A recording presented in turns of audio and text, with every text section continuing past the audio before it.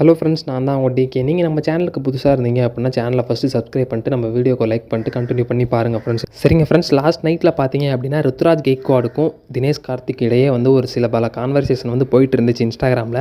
நீங்கள் ஸ்க்ரீனில் பார்க்குறது தான் அந்த கான்வர்சேஷன். இது வந்து லீக் ஆனதுக்கப்புறம் நிறைய பேர் வந்து மீம்ஸ் கிரியேட் பண்ண ஆரம்பிச்சிட்டாங்க. தினேஷ் கார்த்திக் வந்து சிஎஸ்கேக்காக ஆட போகிறார் next year IPL. Dinesh Karthik வந்து ட்ரேட் பண்ணிட்டாங்க.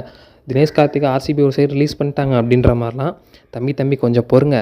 தினேஷ் கார்த்திக் அடுத்த சீசனில் வந்து சிஎஸ்கேக்கு ஆடணும் அப்படின்னா நிறையா ப்ராசஸ்லாம் இருக்குது. இந்த ஐபிஎல் முடிஞ்சதுக்கப்புறம் வரக்கூடிய மெகா ஆக்ஷனுக்கு முன்னாடி ஆர்சிபி ஃபஸ்ட்டு அவரை வந்து ரிலீஸ் பண்ணணும். நெக்ஸ்ட் இயரில் அவர் ஆடுறாரா என்னன்றது தெரியல.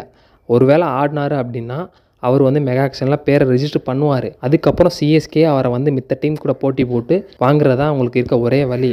இந்த ப்ராசஸ்லாம் நடந்தால் மட்டும்தான் சிஎஸ்கேக்காக தினேஷ் கார்த்திக் வந்து ஆட முடியும். சரிங்க ஃப்ரெண்ட்ஸ், இந்த வருஷம் ஆர்சிபி தினேஷ் கார்த்திகை ஒரு வேளை ரிலீஸ் பண்ணாங்க அப்படின்னா நெக்ஸ்ட் இயரில் சிஎஸ்கே வந்து மெகா ஆக்ஷன் அப்போது தினேஷ் கார்த்திகை வாங்குவாங்களா